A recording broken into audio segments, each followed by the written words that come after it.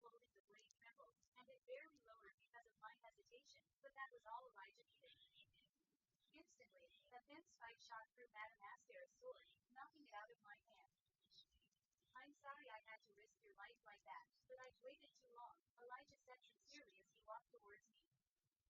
I fell back and scrambled desperately away from the man that was once Arthur's friend. What had happened to him? I hated myself for being so weak. Because of me, everyone here was going to die and I couldn't do anything about it. Elijah flicked his wrist, and another black spike shot out from the ground, through Paris. I closed my eyes, unable to watch as Nikea's scream pierced through my ears. My heart hammered against my ribs as my breath turned shallow. I tried to keep calm, but I was suddenly reminded of the battle in the Elshire forest, all of the deaths that had been caused by me. I opened my eyes again to see the world spinning and tipping. I felt like I was drowning underwater as the only noise I could hear was my frantic heart beating and the short, desperate breaths coming out of my mouth. Then, suddenly, a hailstorm of golden white light rained down on Elijah. Clouds of dust enveloped the entire area as trees fell and the ground crumbled. A dragon as black as the conjured spike a few steps in front of me appeared. Moments later, even through my blurry vision, I could make out the all-too-familiar figure with a head of long auburn hair, holding someone. Faint golden markings glowed just beneath his eyes as he appeared. As he looked at me, a mixture of emotions washed over me as my vision darkened. Embarrassment, guilt, but most of all, relief. I'm sorry, I said, not even able to hear my own voice. I could make out more of Arthur's face as he got closer. He was sweating and his usual composure was nowhere to be found.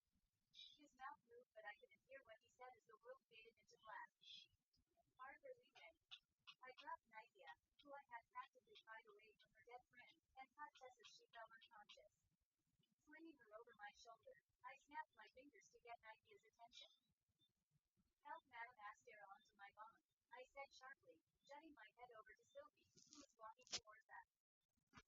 Nithia, who had been staring at me blankly, snapped out of her daze and nodded. She flung Madame Astaire's arm over her shoulders and helped her up onto Sylvie. What is this? Madame Astaire marveled as she got on top of my bone, her right ankle bleeding profusely. Wordlessly, I handed Tessia to her and made the rug for her before she jumped on Sylvie's back as she took off way into the cloudy sky. How easy would it have been if I had full control over Edelweiss or Indra? I could have kept time frozen as I took everyone to safety. Of course, if I had the powers of an Asura, things would never have escalated to this point. Are you okay? You just borrowed your art for much longer than your Asia, Sylvie asked, her concern emanating onto me. I'll be fine. Were you able to get a close look at that Alpine though? From those black spikes and the pressure he gave off, he was at least a retainer and one we haven't seen before. I wasn't able to make out his face either, she answered. But he's already approaching us. I sensed it too. We had already reached above the thick blanket of clouds and had already cleared several miles, but I could feel the Alpine's presence not too far off. Madame Astaire was the next to sense our enemy's approach. She jerked back, her face pale and expression grim. She and I both knew that as soon as we landed, a battle was inevitable. But that didn't matter. I just needed to hold this person off until Madame Astaire and Nithia could get us through the portal safely. With the artifact she and I had, the portal would take us to the refuge shelter where the rest of them were waiting. We'll make it back, Sylvie assured. We're much stronger than we used to be. Without Don's ballad and the fact that I barely managed to leave his side out of sheer luck, I couldn't help but feel a lingering doubt. Still, there were people waiting for me. We continued flying through the air silently. Nithia, who was around my age, was coping with her loss, trembling as she clutched something in her hands. I found myself staring at Madame Astaire's back as she held onto Tess. I didn't think I'd meet the old soldier again after seeing her briefly at the Battle of Ediston Bay, but even before that as a cook. A sharp influx of mana behind me snapped at my attention. Immediately, I whirled around, conjuring a dome-shaped barrier of ice. Not a second later, sharp cracks resounded, cutting through the howling wind as black spikes embedded themselves onto the ice barrier before it shattered. I utilized the dense clouds below us to fuel another cross barrier, but the barrage of black spikes continued unceasingly. So, dip lower into the clouds, I conveyed while manipulating the dense clouds to cover our movements. Got it. We're almost at Tumor City, my bond informed. We picked up speed during our descent, giving me enough time to prepare an attack. Unable to use lightning effectively because of the abundance of moisture around us, I readied a barrage of ice shards in the general direction of the approaching Alakian, adding a deadly spin and boost in speed using wind magic as well. My spell tore through asunder, punching dozens of holes through the clouds. My confidence wavered as I spotted the black dot approaching, unabated by my attack.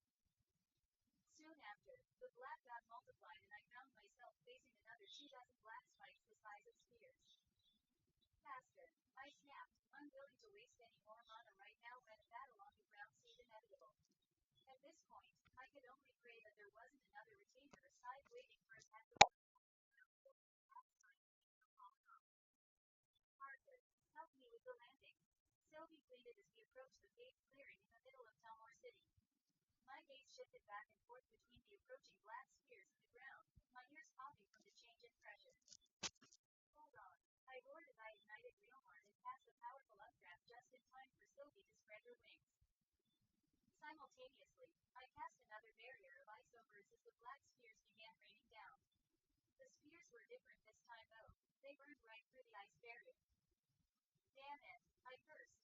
Curling my hand into a fist, I dispelled the frozen barrier over us, shattering the void with the same updraft I had conjured to slow Arnis sent to redirect at least some of the black spheres. Just how much mana does that retainer have to constantly churn out spells like this? I wondered in frustration as we neared the ground. I could barely make out the screams and shouts from the people below as they scattered below us. Suddenly, Sylvie let out a cry and we jerked to the left. I was struck on my right wing, Sylvie said painfully as we started spiraling out of control. It took a few minutes for Sylvie to be able to put her wing in mana and slowly close her move before she regained control. The problem now was being able to slow down our descent fast enough to land safely instead of crashing like a meteor.